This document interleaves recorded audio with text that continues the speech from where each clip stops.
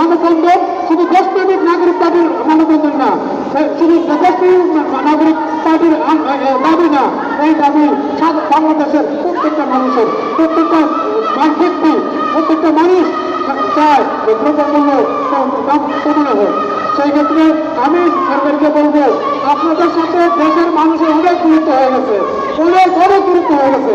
তাছাড়া বাংলাদেশের মানুষ কি চায় এটা আপনারা বুঝতেছেন না, আপনারা জানতেছেন না, আপনি ধরতে পারতেছেন না। আপনি যদি ধরতে না পারেন বাংলাদেশের মানুষ কি চায়, তাহলে আপনি কি দায়িত্ব পালন করবেন, আপনি কি কিসের দায়িত্ব চালনা করবেন, কিসের সরকার পরিচালনা করবেন। তা আপনাকে সর্বপ্রথম বাংলাদেশের মানুষ কি চায় এটা আপনাকে জানতে হবে, বাংলাদেশের মানুষ কি বলে খুশি হয় এটা আপনাকে বুঝতে হবে, তারপরে আপনাদের দায়িত্ব পালনের আশা করতে পারেন। বাংলাদেশের মানুষ এই মুহূর্তে চায় পবিত্র রমজানের পবিত্রতা সারা দেশে চালু থাকবে। সারা বাংলাদেশের মানুষ চায় দ্রব্যমূল্যের ঊর্ধ্বগতি কমানো হবে। সারা বাংলাদেশের মানুষ চায় পরিপূর্ণভাবে মানুষকে যাতে রাস্তা নামতে না হয় এটা মানুষ চায়।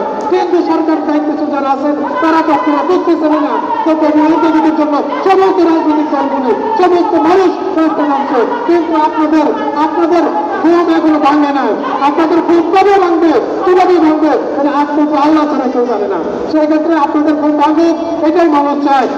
অতি সহজে যদি ঘুম না ভাঙে এই দ্রব্যমূল্যের দাবি বাড়াবে এটা চিন্তাই করতে পারবেন না। সেক্ষেত্রে আজকে আপনার সরকার দায়িত্বশীল যারা আছেন তারা ঘোষণা দেন দ্রব্যমূল্যের ব্যাপারে, প্রতিজ্ঞা করেন দ্রব্যমূল্যের ব্যাপারে যদি সম্ভব কথা বলেন, তাহলে মানুষ যদি আসক্ত হয় তাহলে আপনি মায়ের অন্তর পালন করতে পারবে। আর মানুষ যদি আসক্ত না হয়, মানুষ যদি এরকম ভাবে পূর্বাঞ্চলের বসে গেছে হয়ে থাকতে থাকে, তাহলে কিন্তু মানে আপনাদের প্রতি আশা ছেড়ে দিবে, আপনাদের প্রতি আস্থা কমে যাবে, আস্থা শেষ হয়ে যাবে। তখন আপনারা বাংলার মানুষকে আপনাদের পাশে আর পাবেন না। তখন আপনাদের